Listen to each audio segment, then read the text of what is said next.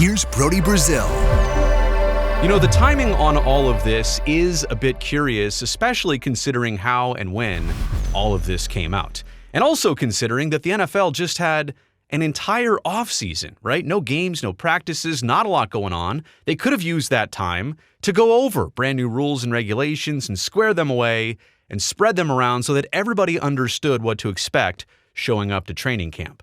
Instead, yesterday, on a random Tuesday morning, it kind of came out, but also leaked out via George Kittle, more on that in just a second, that the NFL has now banned smelling salts from everything. No practices, no game sessions, no smelling salts for NFL players now and moving forward.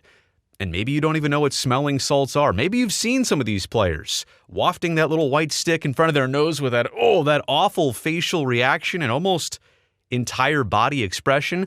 I would know. That's a normal reaction. I've hit the salts before, mainly as an experiment live on television. I will explain that too in just a second. But this is an interesting move by the league. It's going to annoy some players who are accustomed to the effects of smelling salts.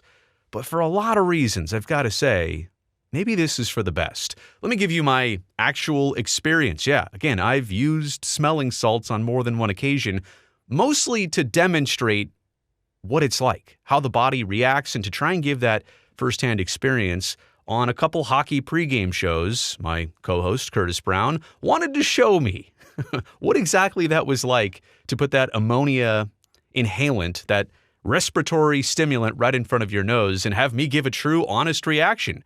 Because we see a lot of hockey players on the bench sniffing that smelling salt just to kind of get the effect of it. So what is it actually like?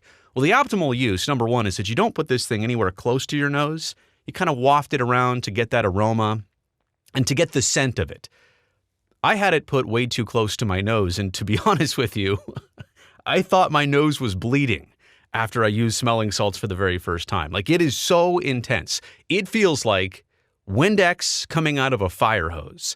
You know when you spray Windex and you go, whoa, that's strong, or whoa, that hits my body, and it has that reaction in a certain way. Yeah, so imagine instead of that spray bottle, imagine Windex from a fire hose and going right up your nostrils. That honestly was my first experience. But again, if you waft it, the intensity is a little bit different. I would think that for a lot of people, if they were congested, this would clear you up. Like, it has that same effect of spicy food, I suppose, but times 1,000 because your whole body kind of feels different about it. But it really feels like getting slapped in the face. As the players will tell you, it gets you going. So basically, you take that little white stick, and I know they make this in bottle form, like you squeeze a bottle and it kind of blows out some of that scent, that aroma. But this is the common one that players use. You find a bunch of these on the ground, on sidelines, on hockey benches, anywhere else they're used. You crack that little stick. It's almost like a glow stick. You crack the stick, it activates the ammonia, and then it's good for a few minutes to kind of like waft it around your nose. But yeah, it works. It gets you going. But is it good for you to do this a lot? Not just to do this like once a month, but how about once a game, once a period, once a quarter, once a drive? We'll tell you how much George Kittle was using these in just a second. And again, why some players are going to have to adjust. But also, I can clearly see why the league has done this. The FDA, the Food and Drug Administration of the United States of America, they had a warning to companies that produce commercially available ammonia inhalants as well as to consumers. They cited the lack of evidence supporting the safety or efficacy of ammonia inhalants marketed for improving mental alertness or boosting energy. Basically, they're trying to say, does this actually work, and is this good for you? The FDA noted potential negative effects from their use. Then we switched to the NFL, who heard that news. They were alerted to that. The NFL's head, neck, and spine committee also has concern that ammonia inhalants have the potential to mask certain neurologic signs and symptoms, including some potential signs of a concussion. Well, that's interesting, too. We get that news from Pro Football Talk. Essentially, somebody got hit in the head. They're not feeling right, feeling a little bit woozy, feeling the initial effects of some grade of concussion. All right, hit the smelling salts. And that'll wake you up, and that'll get you back to some state of alert and awareness that you normally have that maybe you don't have because of the concussion. So players trying to mask concussions via smelling salts. We're not even talking about that whole get you going type thing, that whole get your adrenaline going type thing, which, again, by the way, is what, most people thought smelling salts were supposed to do. They're saying that this is dangerous. It could mask the effects of a concussion. So here's the NFL's memo to teams. Effective for the 2025 NFL season, clubs are prohibited from providing or supplying ammonia in any form at NFL games. For clarity, ammonia refers to ammonia capsules, inhalers, ammonia in a cup, and any form of smelling salts. This prohibition applies to all club personnel, including but not limited to team physicians, athletic trainers, strength and conditioning coaches, and coaches or other personnel. This prohibition applies through the entirety of all NFL games, including during all pregame activities and halftime, and applies to the sideline and in stadium locker rooms. So they're going to be watching you on the field, in the locker room, before the game, during the game. And I would assume this means not during practice sessions, although if you're hitting smelling salts during practice, there might be some more issues going on there. George Kittle was kind of the one to leak this information. Again, it had just come out to the clubs in that memo I just read to you, but the media and fans, they weren't really aware of this until George just happened to see an NFL Network live broadcast, and he decided to jump in. And he decided to say, I'm only here to basically express my displeasure. I just wanted to come on. I knew the cameras were here. I wanted to speak on this. He was upset. He kind of joked and said, I think I need to retire now without the use of smelling salts. He was joking, but he also said, seriously, I'm an every drive guy. Every drive of a football game, George Kittle is hitting the smelling salts. He said, quote, we've got to come up with a middle ground here, guys. Somebody help me out. Somebody come up with a good idea. He's basically saying he wants and needs that for, his mind, his body. He wants that effect, but now it's obviously not allowed to use smelling salts during a game. And I just think that's a lot. Every single drive of a game.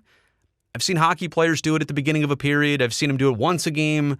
I guess I've seen some do more than that, but just the amount and the volume of ammonia inhaling like that just does not seem great for the body. So again, George Kittle was kind of the first to comment on this. He wanted to comment on this. He had just found out about this, as all the teams did.